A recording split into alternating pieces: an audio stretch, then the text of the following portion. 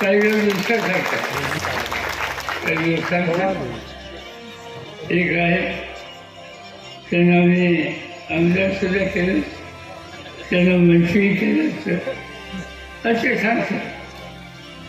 त्यांनी सांगितलं का काही लोक आहे द्राक्षाची शेती करतात. इला तुमच्या संसदच्या वर्षावर आणि त्या लोकांनी सांगितलं की आम्हाला तुमच्या पक्षाला सहकार्य द्यायचं आहे.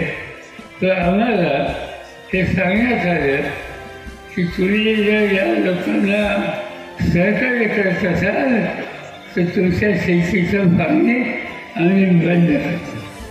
अशी गमतीची गोष्ट आहे. शेतीचं पाणी त्याचा भाव देण्याची इच्छित नाही. हा शेती मी त्यांना एवढंच सांगू शकतो, अरे मामा जरा नको काय बोलतो हे लक्षात ठेव, तुला सचिव बोलतो हे लक्षात ठेव, तुला सर्व करायला हे लागणार नाही. तुला काय केलं, तुझ्यासाठी काय केलं. गुजरात म्हणलं औषधा कंपनीच्या एजन्सी त्यांना हवा होत्या माझ्याकडे.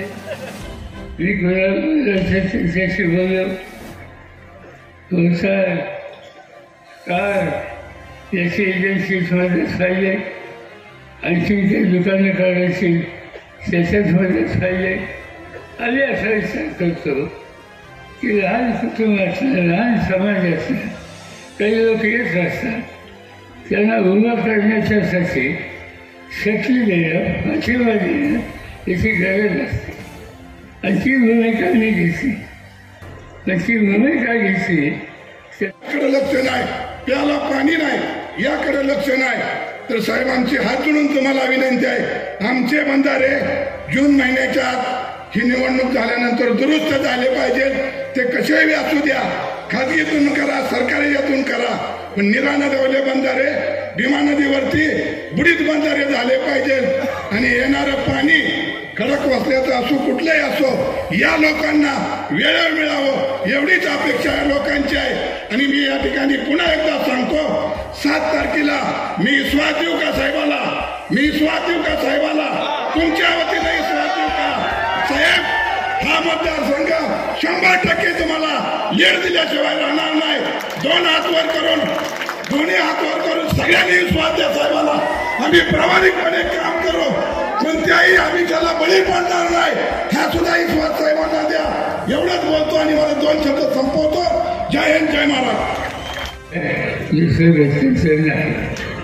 महाराष्ट्रामध्ये अनेक पक्ष आपल्या भागामध्ये आहेत. त्या पक्षांचं वैशिष्ट्य तुझं दोन जाती देतात, तुझं पाणी देणारे म्हणतात, तुझं नोकरी शिकणारे म्हणतात.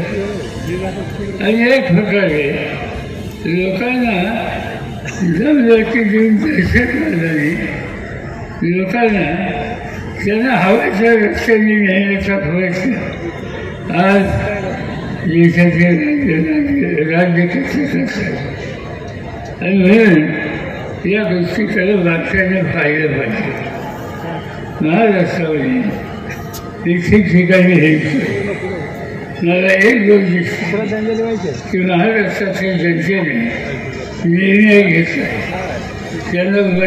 महाराष्ट्र पोलीस न्यूज 24 साठी इंदापूर प्रतिनिधी बाळासाहेब सुतार. अशाच नवीन बातम्यासाठी आता सबस्क्राईब करा महाराष्ट्र पोलीस न्यूज 24 या न्यूज चॅनलला. व्हिडिओ आवडला असेल तर लाईक, शेअर आणि कमेंट करायला विसरू नका. धन्यवाद.